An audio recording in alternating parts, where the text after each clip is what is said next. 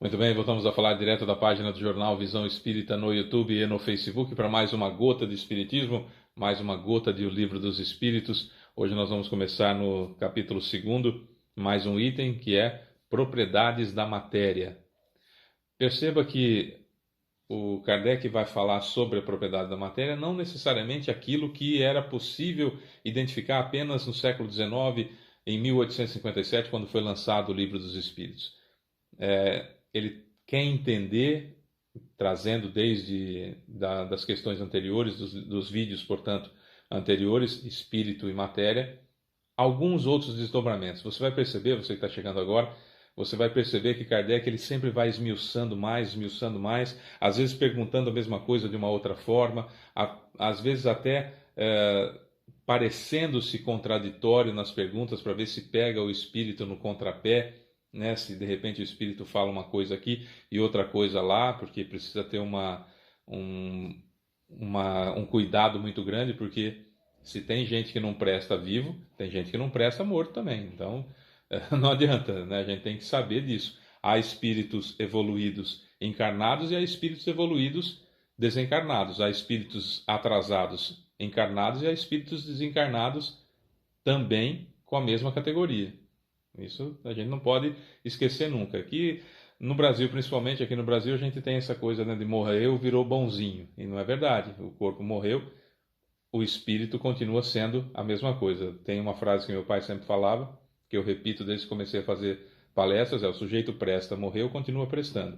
O sujeito não presta, morreu, continua não prestando, né? Então a gente tem que tomar cuidado. Nem toda manifestação espírita tem uma boa vontade, uma boa índole, alguém quer trazer alguma coisa de bom. Há muitos mistificadores e muita gente que não vale o sal do batizado, lembrando que batizado não vai sal, né? Nós vamos estudar agora a questão 29 e 30, Propriedades da Matéria, e o livro que nós estamos usando, a tradução é da editora M. Vamos lá então. Questão 29. A ponderabilidade é um atributo essencial da matéria? Ponderabilidade. Possível de sentidos, nossos sentidos captarem, né? A ponderabilidade da matéria é um atributo essencial? Resposta: da matéria tal qual conheceis, sim. A resposta dos Espíritos começa assim: da matéria como vocês conhecem, sim, mas não da matéria considerada como fluido universal ou fluido cósmico universal. A matéria etérea e sutil que forma esse fluido é imponderável para vocês, mas nem por isso deixa de ser o princípio da vossa matéria ponderável. Então existe uma matéria que os nossos sentidos não conseguem perceber. Quais são os sentidos? Visão, audição, olfato, paladar e tato. Há matéria que nós não percebemos? A gente não consegue ver os espíritos. Por que a gente não consegue ver os espíritos? Porque o perispírito não é ponderável. A luz não bate no perispírito e quebra em tamanhos grandes suficientes para que meu olho as capte, por exemplo. Tá? Eu preciso de um negócio chamado mediunidade, que é um sentido além desses 5 que eu falei, para a gente poder perceber a atividade dos espíritos à nossa volta, que estão revestidos de uma matéria mais sutil chamada perispírito. Aí, dentro daquilo que se conhecia no século XIX, Kardec explica: a gravidade é uma propriedade relativa. Fora das esferas de atração dos mundos não há peso, assim como não há alto nem baixo. A gravidade é matéria, é matéria. A luz é matéria? Hoje sabemos que a luz é matéria. Hoje sabemos que o perispírito é matéria e tem peso, 0,0021 gramas. Certo? Então tem peso. Já é possível mensurar tudo isso. No século XIX ainda não. O pensamento tem forma. Já é possível ser captado por alguns aparelhos. Na época de Kardec não era possível. Então o pensamento é matéria. Tudo que não é princípio inteligente é matéria. Seja ela possível do meu corpo, eu encarnado, senti-la ou não. Então tem a matéria escura do universo, que a gente não sabe o que é. Deu seu nome de matéria escura, porque não há vácuo, não há vazio no universo. e tem essa parte da matéria escura que compõe quase metade do que se consegue ver no universo. As torres da criação, são imagens belíssimas captadas pelo telescópio James Webb, essas imagens trazem uma beleza muito grande captadas pela luz infravermelho em uma taxa muito baixa de frequência, que até então os outros telescópios não conseguiam pegar, não conseguiam ver, no caso, né? Vamos usar esse termo, não conseguiam ver essas formações maravilhosas que mostram a expansão do universo, por exemplo. Então, nós estamos falando de matéria, tudo aquilo que não é princípio inteligente. Lembrando sempre, princípio inteligente unido a essa matéria sutil que nossos sentidos não percebem, que chama-se, portanto, desde o século XIX, de fluido cósmico universal, e mais a matéria tangível, palpável, perceptível, ponderável. Então, temos tudo que existe no universo. Certo? Como que isso acontece? Sabe Deus, literalmente. Literalmente. Questão número 30. A matéria é formada por um só ou por diversos elementos? Percebam que a pergunta é de acordo com o século XIX. E a resposta: por um só elemento primitivo. Os corpos que considerais simples não são verdadeiros elementos, e sim transformações da matéria primitiva. E é aqui que eu quero chamar a atenção da grandiosidade da resposta dos espíritos, mostrando claramente que são inteligências superiores à de Kardec, à nossa e, evidentemente, todos coordenados, essas inteligências todas coordenadas pelo Espírito de verdade, o próprio Jesus. Então, veja bem, Kardec entrava em um campo que não era possível à época os espíritos adiantarem, porque não haveria compreensão acerca do fato, né, do que é matéria, dos elementos. Conhecia-se alguns elementos, como da tabela periódica, por exemplo, o chumbo, oxigênio, hidrogênio. Né, o oxigênio não se vê, se percebe os efeitos, mas não vemos. Temos que captá-lo por outros sentidos, mas pela visão, por exemplo, não é possível captar. E sabemos que existe o oxigênio, senão não estaríamos vivos, não é? Agora, o oxigênio por si só não é um elemento primitivo.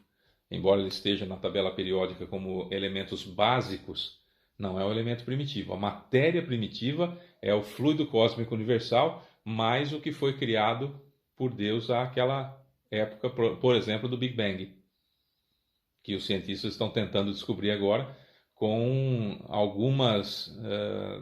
tem um asteroide que teve uma intervenção da NASA, que explodiu uma bomba lá e captou uns pedacinhos dele, porque esse asteroide é tão velho quanto o Big Bang.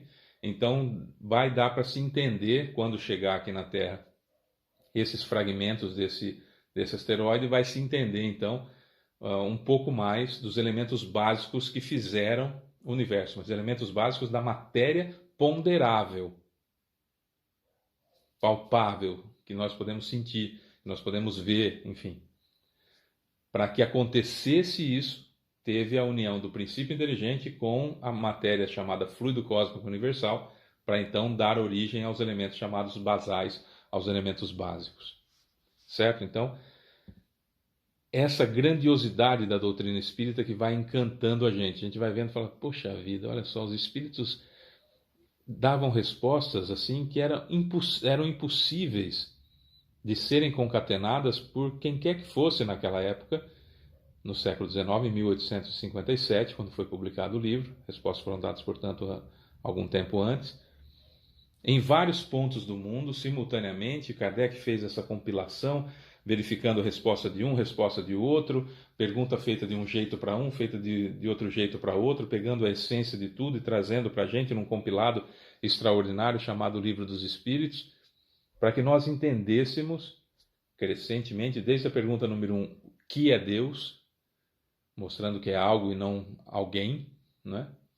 Até agora, por exemplo, na questão 30, a matéria é formada por um só ou por diversos elementos, e a resposta por um só elemento primitivo, trazendo de novo a ideia da grandiosidade de Deus, que a partir de 3 situações em 2022 compreendida como 3 elementos básicos: princípio inteligente, fluido cósmico universal e matéria ponderável ou palpável ou perceptível aos nossos sentidos, e com a união e mistura dessas 3 substâncias básicas, tudo que existe no universo vai se encadeando até que chegue esse princípio inteligente a transformar-se em espírito, que aí surgimos nós, que vamos co-criadores com Deus, evoluindo na base do erro-acerto, erro-acerto, erro-acerto, evolução, evolução, evolução, e assim por diante. A evolução como sendo a capacidade de adaptar-se ao novo, ao ambiente novo, à situação nova, que é isso que Darwin já trazia, né? A evolução quer dizer capacidade de adaptação. Eu me adapto à nova realidade, eu descubro coisas novas e me modifico. Isso é evoluir. Tanto que a síndrome de Gabriela, como é chamada pelos palestrantes motivacionais, é o que definitivamente atrasa a humanidade. Eu nasci assim, eu cresci assim, e sou mesmo assim, vou ser sempre assim. Gabriela, lembra disso? Então, essa síndrome de Gabriela, que faz com que eu estacione, não queira modificar-me, mostra claramente uma rebeldia à evolução, porque a evolução é justamente isso. Eu adapto-me à situação nova, e aquele que melhor se adapta, mais evolui e prevalece. Isso já foi com a criação, já foi com a evolução vamos colocar assim, do ser hominídeo, e é assim também conosco, espiritualmente falando. Cada vez que eu descubro uma realidade nova, cada vez que eu descubro algo novo, cada vez que eu entendo algo novo, como o Espiritismo, por exemplo, que vai chegando, eu entendo e me adapto ao Espiritismo, perceba que não é adapto o Espiritismo ao meu jeito de ser, porque aí eu estou com a síndrome de Gabriela, eu nasci assim, eu cresci assim, sou mesmo assim, vou ser sempre assim, né? Mas eu, então, adapto-me ao Espiritismo, adapto-me a essa nova realidade, modifico-me internamente, modifico-me reformando-me de dentro para fora, aí sim estou evoluindo. E o Livro dos Espíritos colabora uma barbaridade para isso. Aliás, é a base de toda essa transformação. E nós estamos estudando todo dia. Eu sou Fábio Pereira, essa é mais uma gota de Espiritismo e a gente volta a se falar amanhã, se Deus quiser. Beijo.